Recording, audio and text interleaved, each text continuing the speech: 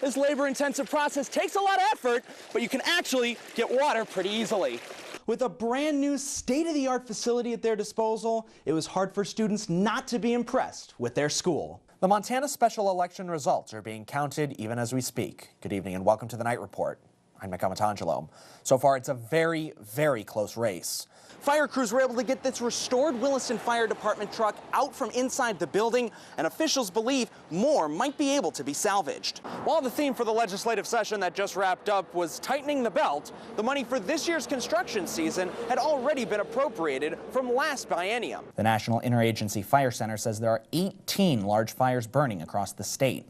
Montana Governor Steve Bullock has declared a fire emergency, and today Senator Steve Daines took to the U.S. Senate floor to express his concerns. For 8 hours a day over the next 6 weeks, these recruits will learn everything of how to be a member of the Williston Fire Department, from how to put gear on properly to how to provide basic EMT services.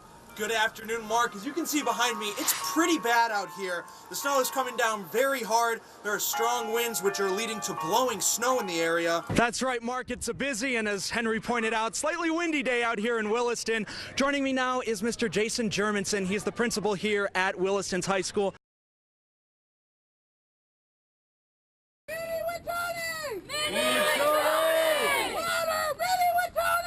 Students in Brockton cheered on prayer walkers on the Fort Peck Indian Reservation this morning. The youth started this movement, and the youth is getting more and more stronger, and more people, more children. Even the teachers are. More than a dozen people started walking this morning at the easternmost edge of the reservation. They plan on walking through the night 80 miles to the westernmost edge to raise awareness about the pipeline. Do some investigating. You know, everyone has access to the internet now. Get involved. Start praying for your families and get educated. The $8 billion pipeline, when completed, will take oil from the tar sands of Alberta to refineries in Texas. President Donald Trump today emphasized the importance of the project.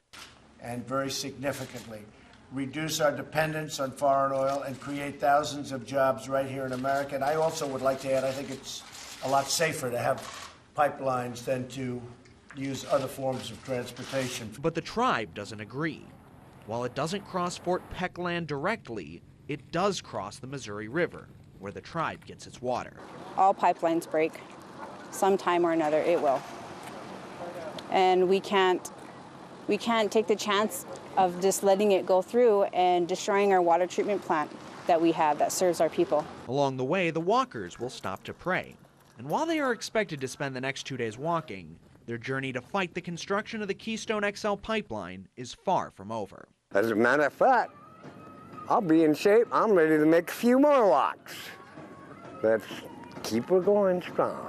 While it's still unclear what direction this protest will take or how long it will last, today these protesters took the first step of resistance. Reporting from the Fort Peck Reservation, I'm Nick Amatangelo, NBC North Dakota News.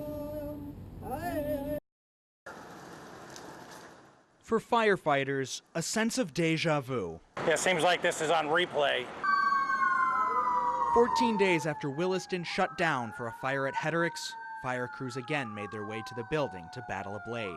You know, when we originally got here, we thought it might be just a few hot spots, and those hot spots turned into a significant fire again.